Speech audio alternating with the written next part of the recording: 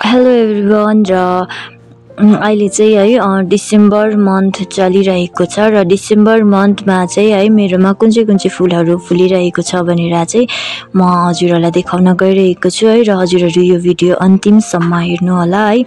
र फिलहाल चाहिँ है मेरोमा चाहिँ यो जेरेनियम चाहिँ यसरी फुलिरहेको छ है र कतिवटामा चाहिँ कोपिलाहरू लागिरहेको छ र यो विन्टरमा चाहिँ है यो फुलहरू पनि एकदमै मजाले ढकमक्क फुल्छ है। र डिसेम्बर मन्थमा फुलाउनुको लागि चाहिँ हामीले यसको कटिङहरू चाहिँ जुन जुलाई है अगस्त या सेप्टेम्बर मन्थसम्म पनि हामीले यसको कटिङहरू राख्न सक्छौँ है। र यसमा पनि तपाईहरु धेरै कलरमा पाउन सक्नुहुन्छ है, तर मेरोमा चाहिँ त्यस्तो ज्यादा कलरहरू छैन र यो चाहिँ खासैमा चाहिँ यो फुल चाहिँ बाह्रै मासे फुल्छ है। यो अस्ति समर सिजनमा पनि फुलेको थियो है र अहिले फेरि कति 1-2 महिना रेस्ट गरेर चाहिँ फेरि अहिले यो कटिङद्वारा बनाएको चाहिँ फेरि यसरी फुल्न स्टार्ट भइसकेको छ। वर्षमा चाहिँ हामीले है 2-3 पल्ट चाहिँ यसलाई फुलाउन सक्छौं यो जेरेनियमलाई चाहिँ।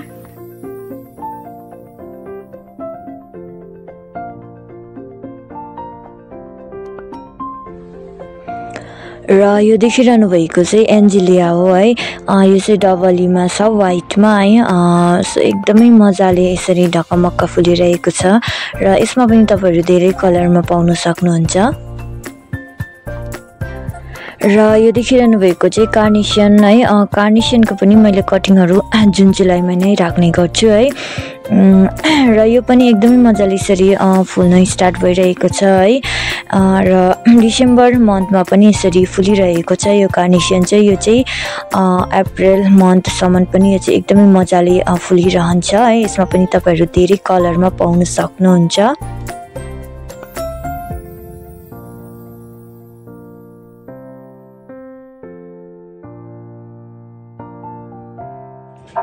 र यो देखिरहनु भएको चाहिँ प्रिमुला अपकोनिका भन्छ है। यसमा पनि तपाईहरु विभिन्न रङमा पाउन सक्नुहुन्छ है। र यसको चाहिँ हामीले सिडबाट बनाउनु पर्ने हुन्छ र यो चाहिँ हामीले एकपल्ट लगिसकेपछि चाहिँ है यो 2 सालसम्म चाहिँ एकदमै मजाले यही मदर बोटले नै फुलिरहन्छ है।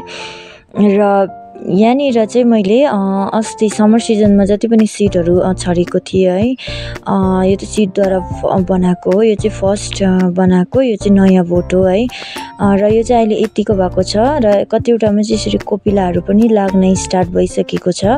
यो चाहिँ मैले 6 इन्चको गमलामा लगाएको छु है, किनभने सानो सानो हुँदा चाहिँ सानो पटमा नै लगाएको राम्रो। र अहिले चाहिँ यतिको भएको छ। अब चाहिँ यसमा पनि फुल्न स्टार्ट हुन्छ र अब चाहिँ यसलाई चाहिँ अलिक ठुलो पटमा लगाइदिनु पर्छ 8 इन्चको गमलामा।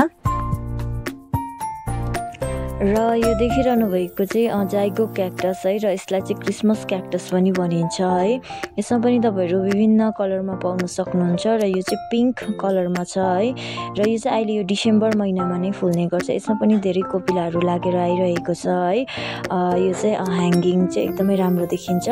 र कतिवटा जाइगो क्याक्टस चाहिँ है अप्रिलमा पनि फुल्छ है र कतिवटा चाहिँ अस्ति समर सिजनमा पनि फुल्छ। र जुन चाहिँ यो देखिरहनु भएको छ यो चाहिँ अहिले डिसेम्बर मन्थमा चाहिँ एकदमै मजाले है फुल्छ। यसमा चाहिँ पिंक कलरमा छ। सो तपाईहरुलाई म फुलेर नेक्स्ट भिडियोमा देखाउने छु।